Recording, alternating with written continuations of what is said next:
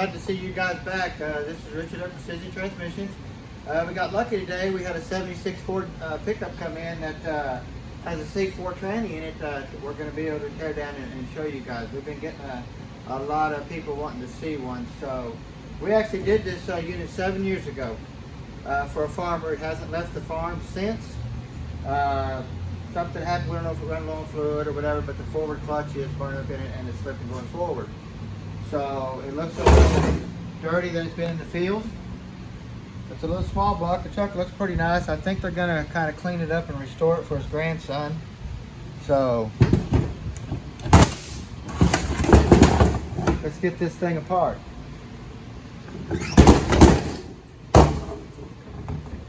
Now a C4 comes from actually a C3 tranny, which is a 3-speed. They had that tranny for a while, then they went to the C4 tranny like this one. They went to the C5. Once the C5 physically was a lockup tranny, which was hydraulically controlled instead of the shaft locked directly to third gear like the FIOD is, or the AOD tranny. So once they got away from the C5, they went to the A4LD, the 5R55, the 5R55W, and the S models. So this is just a very early version. Let's get this apart. I'm kind of curious to see what it looks like. While he's doing that, y'all guys don't forget to go subscribe to the YouTube channel and hit that bell. Get every notification and don't miss a video. Now we are working on getting a mic system for me. We've been to a lot of places trying to find some. You just can't hardly find them, and everything that we try to find on the internet is coming from China or something like that, and you're talking about months away. So we are working on trying to get a mic system for me where you can hear me a little bit better and stuff like that, where I'm not fading in and out. We are thinking about y'all. Now this tranny physically does have a governor on it, just like the C6s and stuff like that. This controls your downshifts. Now I've built so many of these units here, I could do them blindfolded, but I want to show you a couple little tricks to help you out if you do build one of these. Because this tranny is real susceptible to trash after an overhaul of taking off in second gear. So the only way to would be to cure that would be to pull the tail housing off, pull this governor off, clean it, put it back on, and go down the road and see if it sticks again. Now, if you get over here, there is this very small filter in here. Right here, it's real easy to lose. Now that filter keeps trash from entering the governor and sticking the valves, okay? But once this valve sticks, there's physically no way to get it to unstick. Well, you notice this one here has a rattle to it. And you got to remember, I built this tranny 7 years ago. Now listen, you hear that rattle? So what I did is I come in here and I put a metal ball inside this valve right here. Right here. Let me get it out. You see it fell out right there. And I put that in there. That's not factory in there. But why I put that in there for, if this valve ever sticks, just the weight of this little ball rattling around down in this chamber can unstick this valve just by stopping and going. So if you leave that ball out, don't put it in there, there's nothing in there to shake this valve up, you know, about if it ever sticks. So remember, this is out of a 350 transmission, a 700, stuff like that. It's just your standard check ball. But put that in there, because it does make a difference. You know, it doesn't change the performance or anything like that. It just helps you, the governor on stick after a rebuild. So. Oh, sorry. Anytime you take the modulator off of this thing, these have a pin that'll fall out. If you ever take one off to change this, right when you change this off, fluid's gonna run out like crazy, and this pin's gonna run out in the fluid and you're not gonna see it. It's gonna disappear in the pan. You go to put it on, now you just lost all pressure. So that's a real easy thing to lose. You can make this back if you ever lose it. You can take a welding rod and make it, grind all the sulfur or whatever they got on a welding rod and get that hard rod. A coat hanger's not hard enough, but that welding rod is, and you can remake this valve. And if I can remember, I'll show you how to do that. There is still a valve in here that's going to fall out, and I'll take it out here in just a minute. So,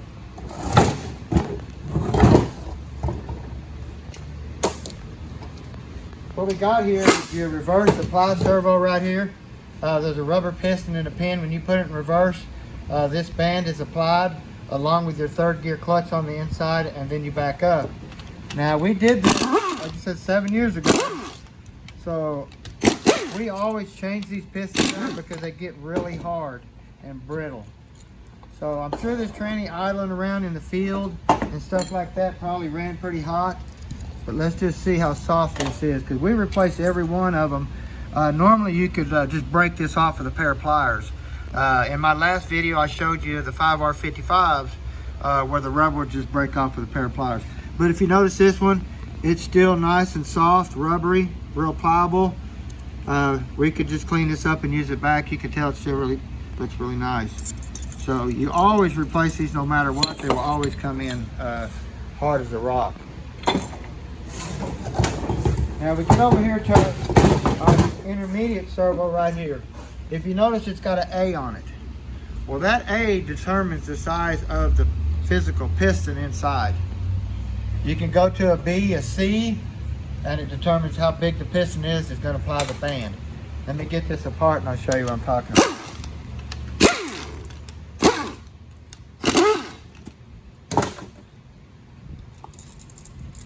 So what we got here, this letter determines the size of this area right here. The smaller the area, the less apply pressure it can apply on that piston. The bigger the surface area, the more it can push on that piston. So you always want to get the biggest one if you're building a race car or something like that. They do sell aftermarket ones, but if you can find an A, because I believe the A is the biggest one.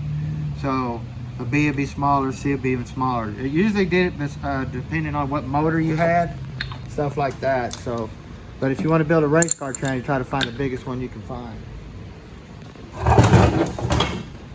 It's all about the simple upgrades. Yeah. Now the C4, the bell housing physically bolts in and holds the pump. The C5 tranny, you had bell housing bolts and then you had pump bolts, and then the bell housing was smooth all the way. You almost couldn't even tell the bell housing met the case. It was so smooth they looked as one. But when you unbolted them, they were physically two. So, but you unbolted the bell housing separate, and then you unbolted the pump. With this one, you unbolted all at one time.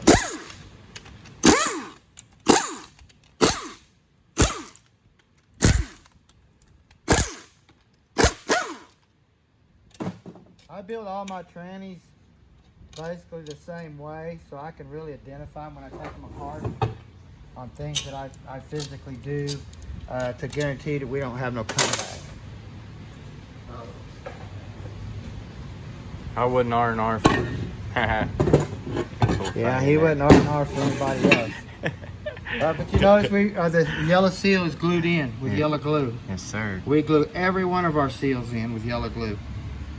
That glue is amazing, and it just holds it in there.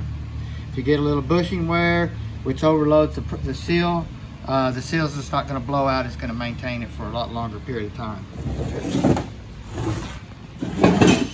Now, this here is your reverse band adjustment here. You unloosen this nut, screw this in, and then I believe you screwed out 3 turns.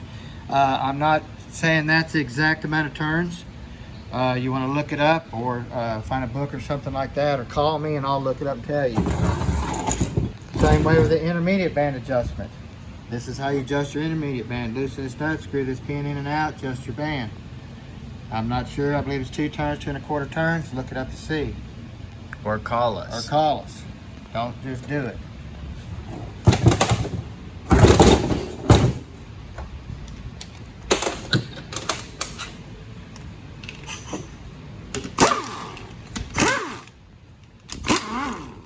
I have rebuilt a lot of these trannies in the day.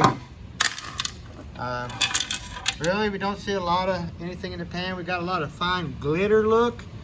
I doubt the tranny's been even serviced since we did it. Once these trannies hit the farmer's fields, they pretty much never come out.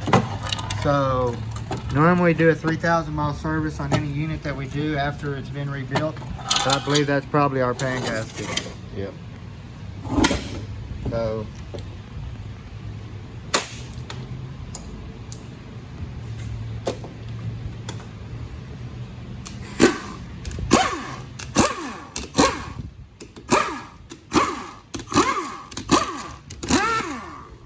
these are really cute trannies. They're kind of small, compact, high pressure. I used to run one of these in my race car a long time ago. You spray a lot of nitrous on it and stuff. These little trannies actually hold up really well. So they're tiny, but they're really high pressure. So it is amazing. anytime you put this on, you want to make sure you get this lever here behind here to push on this. It's real easy to get it behind that bolt. Show us one more time. So that right lever. Here. This is your shifter linkage here. You see your detent, your click, click, click. But this is your passing gear. When you push your gas pedal to the floor, it pushes on this valve. But the lever right here, when you put this valve body on, is really easy to get this lever behind this bolt on this side, and then it won't push the valve. Then you got to pull it out all the way apart because your passenger lever don't work. Yes, sir. So pretty neat little valve body. Now here we have our band struts. We have our intermediate band struts here. These two here. This was a adjustment pin I was telling you about. And this is the same way with reverse. So I wish I didn't have it apart. I'd air check it and show you how this stuff moved in here and stuff, but now on this modulator pin, I was telling you a minute ago, you can make this if you ever lose it.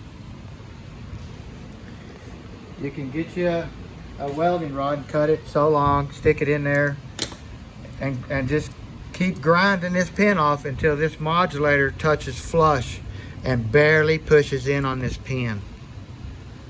So cut it down to where you just keep grinding the end of it off until you get this modulator to screw into it. Just barely you feel the spring pressure on that modulator and tighten it down. You're good to go. So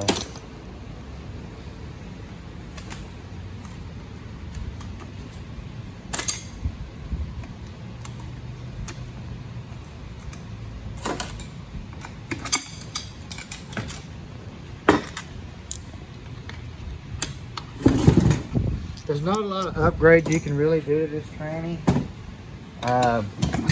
They didn't really expect it to be a high horsepower unit, even though they work pretty good. They did do a lot of changes on this tranny. When you start messing with this thing and changing parts around, these sealing rings and stuff like that, they made different sizes, different thicknesses, and stuff like that. So you really want to watch it there. When they made different sealing rings here, they made different diameters here too. So if you put a small ring on this, then the ring ain't gonna touch here and the clutch is never gonna work in here. So you gotta be careful on these trannies real a lot.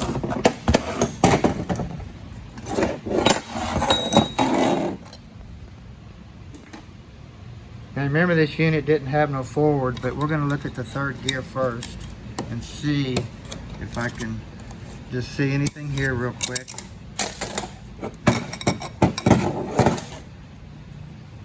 So the third gear clutches still look pretty good for 7 years. So that looks really good there. Now we do have a breakage on the drum right here. I don't know how that happened, but there's probably a piece laying here somewhere. I haven't found it yet, but that is missing. Huh. Now we're going to get into the forward clutch.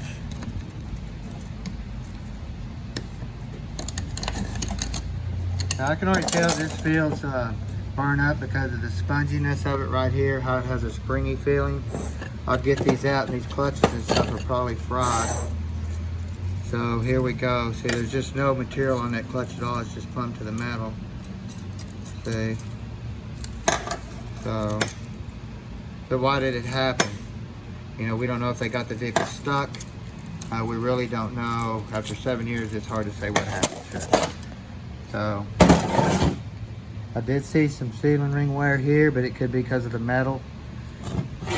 Now, anytime we rebuild our units, you want to do this. If you got your forward ring right here, you want to take that ring and you want to take it, stick it down in here like this and make sure that ring fits. If it falls to the bottom, it's the wrong one. So you want to make sure that fits in there just like that. See how that fits just like a piston ring? Well, they make them smaller that'll fit right on there. That will not seal right here. They'll go on the stator, but they'll just fall to the bottom. So once you put the tranny in, the thing ain't gonna move forwards. And the same way with this one here. If you look here, I'll take this ring off this stator right here, and I'm gonna go over here and take and put that in there, just like that. Well, you notice it fits perfect, nice and snug. Well, they make another ring that fits on here that will fall right through the board, but it'll fit on the stator. So these kits are really hard to order for. The sealing ring pack will come with multiple rings, and they expect you to pick them out and size them. So be really careful on sizing them and picking them, because you can make a real easy mistake. So Write that one down. now the intermediate band still looks really good.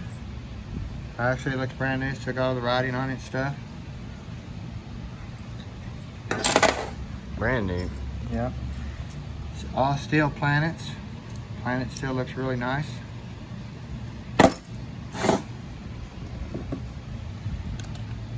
Get in here and look at the sun gear shell. Make sure you look at all the teeth on the sun gear all the way around for any type of pitting on both sides of the gear and on this gear.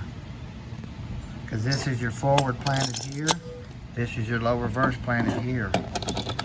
So you want to look at all that. Your washers for any wear.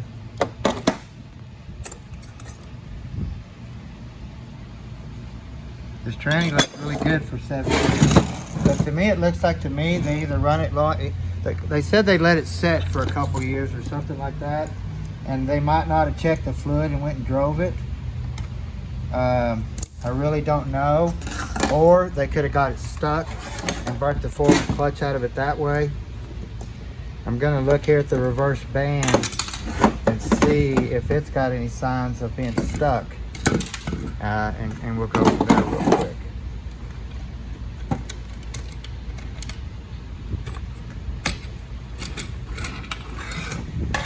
Now, I don't see any signs of the reverse band having been stuck, but I do see tip pitting where the material's coming off on the tips of the band.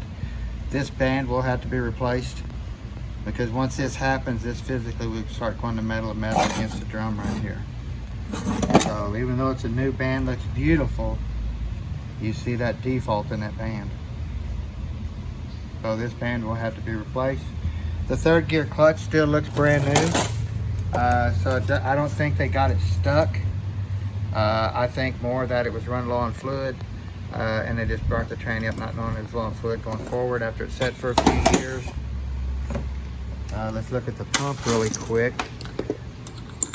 These trannies are kind of getting hard to get parts for, so we want to look at everything and get things done.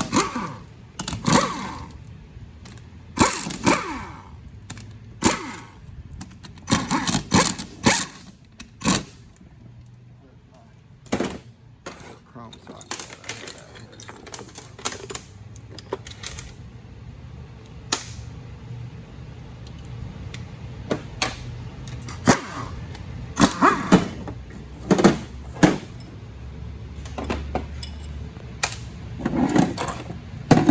Basically, you want to look on both sides of your stator, on your suction and your pressure side, make sure there's no wear or anything like that. Same way with your pump gears, mainly on the tips. Right through here, you can see the little dark, the little shiny spot. There's no groove, but that's where they'll start grooving at. And then on this pump right here, they're bad about wearing the pump gear sideways in the bore. And this gear still looks brand new, like we just put it in. Beautiful. Pump looks really good. So I think they just letting it set for a couple years after the 7 years that we built it. I think it's probably low on fluid when they went to drive and didn't check the fluid, and they got the forward clutch. We'll get this thing put back together with all new clutches and bands and bushings and stuff like that, and get him back on the road. So don't forget to subscribe to our YouTube channel. Bottom right hand corner, push the red, and come by and see us at Precision Transmissions. Have a good day.